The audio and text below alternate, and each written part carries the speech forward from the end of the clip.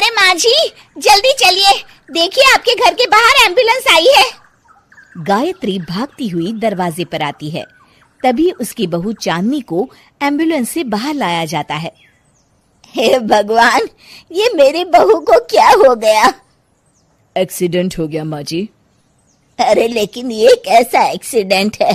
चोट तो कहीं नजर नहीं आ रही। अरे माँ जी, दिमाग में अंदरूनी चोट लगी है और ये अपनी याददाश्त खो बैठी है। हैं?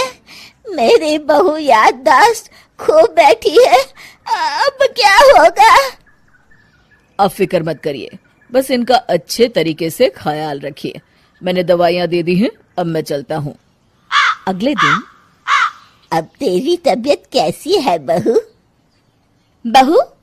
किसकी बहू? हम भैरवगढ़ के ठाकुर विक्रम सिंह की बेटी रूपवती हैं। हम एक राजकुमारी हैं और तुम हमारी दासी हो बुढ़िया। अरे बेटा विशाल, बहू कैसी बहकी बातें कर रही है। अरे कुछ मत पूछो माँ, रात को मुझसे अपने पैर दबा रही थी।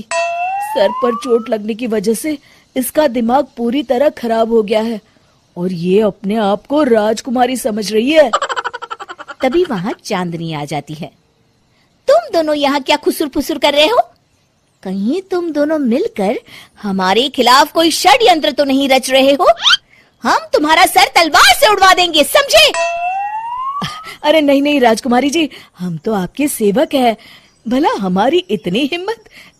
कहिए, आपने यहाँ हॉल में आने का कष्ट कैसे किया? हमें बहुत भूख लगी है। ए दासी, जल्दी से हमारे लिए भोजन का प्रबंध करो। आज हम शाही कबाब खाएंगे। विशाल अपनी माँ को चांदनी की बात मानने के लिए इशारा करता है। ठीक है राजकुमारी जी, मैं अभी आपके लिए भोजन लेकर आती हूँ। इस तरह विशाल और उसकी माँ ना चाहते हुए भी चांदनी की जी हजूरी में लगे रहते हैं। लाओ माँ, जल्दी से मेरा टिफिन दो, मुझे देर हो रही है। अरे ठहर जा, जरा दम तो लेने दे मुझे। सारे घर का काम मुझे अकेली को करना पड़ता है। तेरी बीवी तो राजकुमारी बनी बैठी है, सारा दिन हुक्म चलाती रहती है। अरे माँ, मेरा भी तो यही हाल है। फिलहाल तुम मेरा टिफिन दे दो, मैं चला। रुको, कहाँ जा रहे हो? अरे मर गया रे, ये कहाँ से आ धमकी? आज हमारा जुहू चौपाटी घूमने का मूड है और हमें अपने लिए नई साड़ियाँ भी खरीदनी है। चलो जल्दी से अपना वाहन निकालो और हमें ले चलो। अरे अब तो मैं गया काम से। अगर आज मैं वक्त पे ऑफिस नहीं पहुंचा तो मेरा बॉस मुझे नौकरी से निकाल देगा। मरता क्या न करता।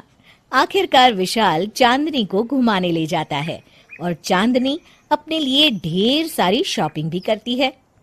ए दासी, टीवी पर कपिल शर्मा के आने का समय हो गया है, जल्दी से टीवी शुरू करो।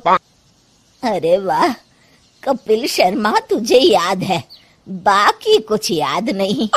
बहू तू तो बड़ी चालू लगती है, अपने फायदे की हर चीज तुझे याद रहती है। मैं तो तेरी इस अजीब बीमारी से परेशान हो गई हूँ।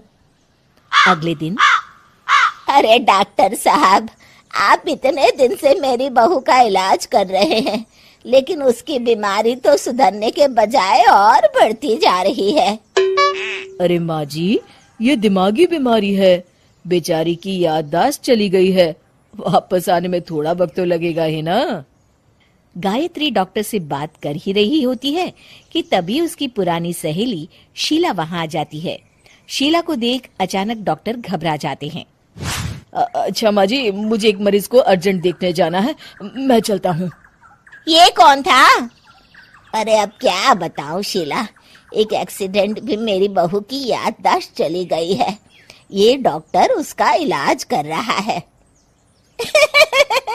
ये डॉक्टर कब से बन गया? अरे ये तो चमन पान वाले का लड़का है, सारा दिन नौटंकी करता रहता है। अच्छा तो ये बात है, अब मैं समझी। मेरी बहू और ये पान वाले का लड़का दोनों मिलकर मुझे बेवकूफ बना रहे थे। चल तू मेरे साथ। गायत्री शीला को एक बड़ा सा डंडा हाथ में देकर अपनी बहू चांदनी के कमरे में ले जाती है। बहू, ये मेरी सहेली है, एक डॉक्टर है। इसने तेरे जैसे न जाने कितनों का इलाज 2 मिनट में कर दिया है। इसका कहना है कि सर पर जहाँ चोट लगी हो, अगर उसी जगह दोबारा किसी बड़े डंडे से जोर से मारा जाए तो मरीज की याददाश्त वापस आ जाती है। देख, हम डंडा भी लाए हैं। अपनी सास की बातें सुनकर और हाथ में बड़ा डंडा देख चांदनी घबरा जाती है। अरे बाप रे, मैं तो फंस गई। इस डंडे की एक बार की वार से ही मैं तो चारों खाने चित हो जाऊंगी। अब क्या करूं, क्या करूं, क्या करूं? लेकिन गायत्री, डंडा सर पर ठीक उसी जगह लगना चाहिए जहाँ चोट लगी है। अरे तू चिंता मत कर, 2-4 बार मारूंगी तो एक बार तो सही जगह लग ही जाएगा ना। चल बहू, तैयार हो जा। अरे नहीं नहीं माँ जी, मुझे मत मारिए। दरअसल घर के काम करने से बचने के लिए मैंने ये सब नाटक किया था। मुझे माफ कर दीजिए, मैं कान पकड़ती हूँ। दोबारा ऐसी गलती कभी नहीं करूंगी।